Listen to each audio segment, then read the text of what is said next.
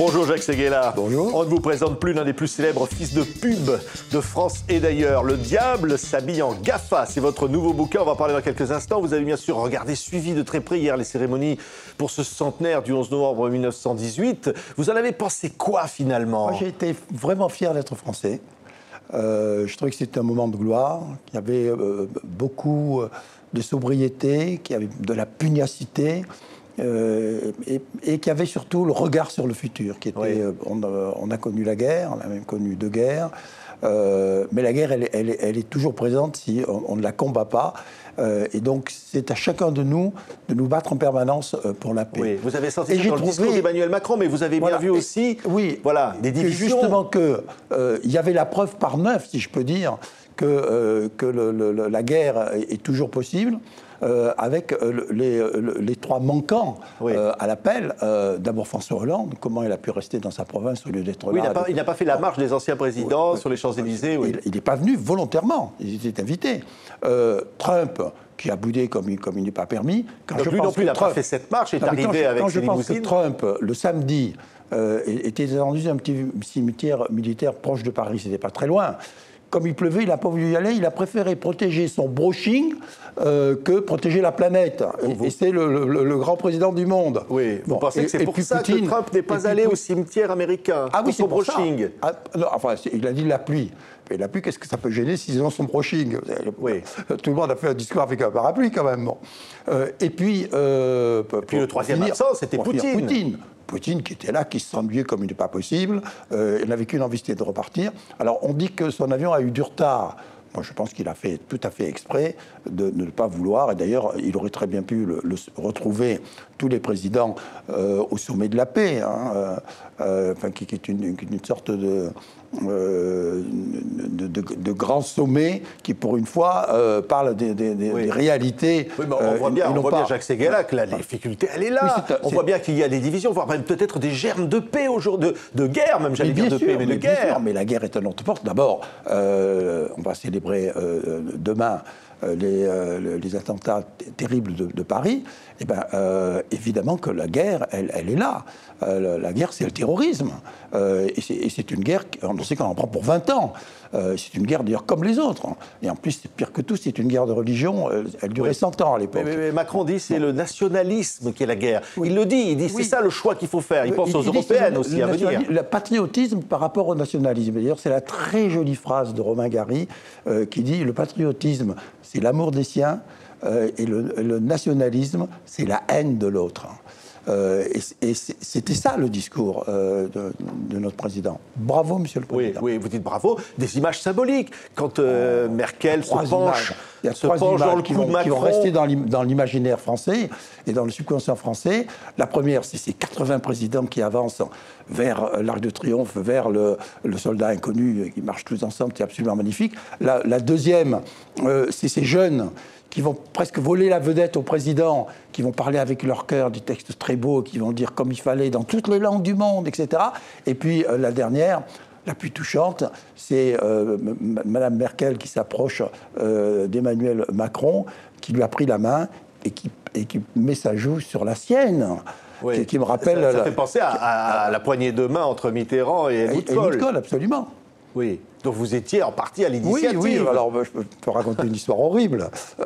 C'est que quand est arrivée l'élection européenne, Mitterrand m'avait chargé de la campagne, et moi j'ai eu l'idée de prendre cette poignée de main en lui disant « Président, ce serait tellement formidable », il m'a dit « D'accord, allez-y ». Je ramène la photo, et je le vois un peu hésitant, mais c'est est-ce que vous croyez, est-ce que vous êtes sûr de vous? Et puis je comprends... il y avait un décalage tellement énorme avec le géant, avec le géant de Kohl et François Mitterrand qui n'était pas un géant, que je dis écoutez président, laissez-moi, je vais retravailler les choses. J'ai coupé un morceau du bras de Kohl. Sur la photo. Sur la photo. J'ai rallongé un morceau du bras de Mitterrand. Et là, il a accepté la fiche. Et personne n'y a jamais rien vu. Oui, c'est une photo trafiquée par vous. Hein. Oui. Un mot quand même, cette image. C'est une fake news, mais un publicitaire. Oui, les fake news, on va en reparler. Mais un mot, cette image quand même de ces Femen qui presque ont réussi à bloquer le convoi de Trump sur les Champs-Élysées. Moi, je trouve qu'elles étaient sans armes, elles étaient sans violence. Elles étaient sans soutien-gorge, mais elles n'étaient pas sans courage. Voilà. Alors, on va parler du diable s'habille en GAFA. C'est votre nouveau livre. Alors, collection coup de gueule. C'est l'édition coup de gueule. Alors, c'est vraiment un coup de gueule. Hein. Là, vous êtes quand même furieux contre les réseaux sociaux. C'est un coup de gueule, c'est un coup de cœur, c'est un cri d'alarme et c'est un cri d'espoir. Parce que le jour où on a inventé la roue, qui s'est inventée il y a 6000 ans dans les contreforts européens, on a inventé les accidents de voiture. Mais les gouvernements ont fait ce qu'il fallait pour créer la prévention routière. Et d'ailleurs, chacun de nous met sa ceinture quand il rentre dans sa voiture. Je demande simplement qu'il y ait une prévention numérique. Oui. Je n'ai rien contre les GAFA. Ça vous fait peur les GAFA, c'est Google, Apple, Facebook, et puis j'oublie Amazon, évidemment. Amazon. Mais on ne peut pas être contre les GAFA, on les consomme toute la journée, on ne peut pas s'en passer, c'est une extraordinaire avancée. Mais c'est à la fois le bon Dieu et le diable, les GAFA. C'est le bon Dieu quand les chercheurs américains qui ont mis au point, ils ont mis 14 ans à mettre au point, que sur une simple photo d'un petit bouton que vous avez là, on sait si c'est un mélanome ou pas, si vous allez avoir le cancer ou pas. Mais quel extraordinaire progrès! Dire, sans aller en Amérique, il y a une start-up française qui a fait la même chose pour la rétinopathie de l'œil, le diabète de l'œil. En 2 minutes d'exposition à une photo, on peut savoir si vous allez devenir aveugle ou pas. Quel extraordinaire! Mais, dans le même temps, les chercheurs de Stanford, aux États-Unis, ont mis au point avec le même algorithme une photo sur laquelle on peut savoir si vous êtes homosexuel ou pas. Ah oui. Moi, je ne veux pas de ce monde-là pour les enfants. Oui. Je veux du Google du bon Dieu, je ne veux pas du Google du diable. Vous ne voulez pas, par exemple, de l'Amazon qui permet de trouver les fraudeurs du fisc, parce que voilà, le ministre français du budget a annoncé, Darmanin, qu'on va pouvoir utiliser Facebook maintenant pour savoir si vous avez des photos avec une belle bagnole. Depuis les GAFA, ça n'a jamais que 10 ans, tout ce que vous ferez, tout ce que vous direz pourra être retenu contre vous. C'est pas ce que j'appelle la démocratie, c'est pas ce que j'appelle la liberté. Et on n'a pas fini de subir les GAFA. Oui, mais c'est bien pour lutter contre les fraudeurs. C'est bien pour lutter contre les fraudeurs, Jacques Séguéla. Mais je ne peux pas critiquer Amazon, c'est lui qui vend mon livre. Oui. On voit bien d'ailleurs l'incroyable pas de deux que l'on fait quand on rentre sur ce sujet-là, parce qu'on est quand même obligé de dire que à la fois ça sauve le monde et à la fois ça pourrit les hommes. Oui, ça pourrit, mais au moins ça les lie quelque part, à condition qu'ils soient un peu moins narcissiques, qu'ils soient un peu moins selfie, qu'ils soient un peu moins tout ça. Et puis ça vous rend fou, ça. On ne peut pas les laisser créer ce qui est en train de se faire, l'État numérique, qui demain sera le premier État du monde. Aujourd'hui, les GAFA, c'est le PIB de la France. Ouais. Dans 10 ans, c'est le PIB de l'Europe. Dans 20 ans, dans 30 ans, c'est le PIB du monde. Qu'est-ce que l'on fera de 4 garçons dans le vent de la Siliconie qui auront amassé des milliers de milliards? Aujourd'hui, c'est 1000 milliards de dollars pour Apple, 1000 milliards de dollars pour Amazon. Si au moins ils utilisaient cet argent à faire que ces 800 millions de terriens qui ne mangent pas à leur faim, mangent à leur faim, que ces 2 milliards de terriens qui n'ont pas l'eau courante aient l'eau courante, comme l'a fait Bill Gates, qui a donné 80% de sa fortune. Eux, pas du tout. En quoi ils utilisent leur fortune? À inventer l'homme qui vivra 1000 ans, pas sur Terre, parce qu'il n'y aura plus de place, sur Mars, et qui aura épousé une robot. Qui a envie vraiment, là, qui nous regarde, qui a envie de vivre 1000 ans sur Mars avec une robot, les enfants? Ça dépend. Elle est peut-être très jolie, la robot. Attention, Jacques Séguéla. Oui. Non, mais vous avez un chapitre qui s'appelle Fuck the Fake News. Oui, vous n'hésitez pas, hein, l'homme de pub que vous êtes. Ça, c'est extrêmement grave, parce que c'est la démocratie qui est en jeu. D'ailleurs, Bill Clinton lui-même a dit jamais on a eu une attaque aussi virulente sur la démocratie.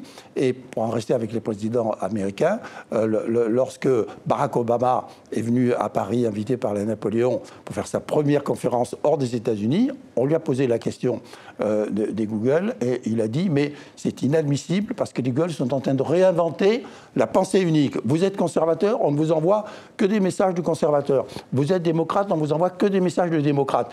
Et tout ça crée 2 silos de haine qui vont demain s'entre-déchirer. Or, le net a été créé pour que tous les hommes parlent avec tous les hommes, pour que tout le monde se mène la main, pour que les échanges, la culture, et surtout la solidarité et la générosité s'emparent du monde. Et les fake news en font la pire des choses qui soient possibles. Parce que n'oublions pas que Trump a été élu par les fake news, et ça a été prouvé par l'FBI, qui n'a pas pu d'ailleurs aller au bout de sa mise en demeure. Deuxièmement, le Brexit est aussi une déviation des GAFA. Et troisièmement, le nouveau président du Brésil, aussi, il a été prouvé que c'était les GAFA qui s'en vont. Donc si demain ce sont les GAFA, c'est-à-dire le mensonge, qui mène la démocratie est en danger. Oui, mais est-ce qu'on peut se sauver par l'intelligence artificielle? Ça aussi, ça vous fait peur, ça? C'est les IA, l'intelligence artificielle. L'intelligence artificielle, bon, prenons-la avec intelligence. L'intelligence artificielle, elle naît de l'intelligence humaine. L'intelligence artificielle, elle ne brasse que du passé. On lui donne les données, mais les données, par définition, elles sont données du passé. Or, c'est quoi aujourd'hui une idée? C'est une rupture. Mais la rupture, lorsqu'il s'agit de la technologie, c'est une panne. Donc l'intelligence artificielle, elle est en panne. L'intelligence artificielle, elle traduit à vitesse grand V, mais de la nanoseconde, tous les textes du monde. Mais elle ne comprend pas ce qu'elle traduit. Elle ne comprend pas ce qu'elle traduit. C'est sa limite. Elle est l'esprit crypté. Nous avons l'esprit critique. D'ailleurs, je ne sais plus, disait que si les singes s'ennuyaient, ils seraient des hommes. C'est ça notre force, c'est que nous, on s'ennuie, c'est-à-dire que l'on raisonne, c'est-à-dire qu'on est intelligent, c'est-à-dire qu'on pense, c'est-à-dire qu'on crée. La machine ne fait que recréer. Et d'ailleurs, la machine qui a libéré l'esclavage. Parce que tout d'un coup, les machines ont coûté moins cher que les esclaves. C'est pour ça que les Américains ont fini par libérer l'esclavage. Pas croire que c'est par morale. Bon.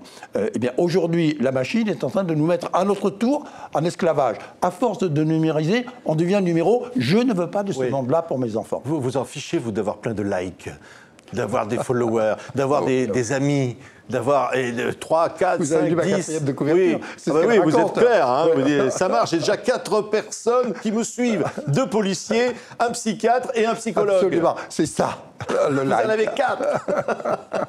Merci, Jacques Séguéla. Ça s'appelle Le Diable s'habille en GAFA. C'est publié dans les éditions Coup de gueule. Merci beaucoup, Jacques Séguéla.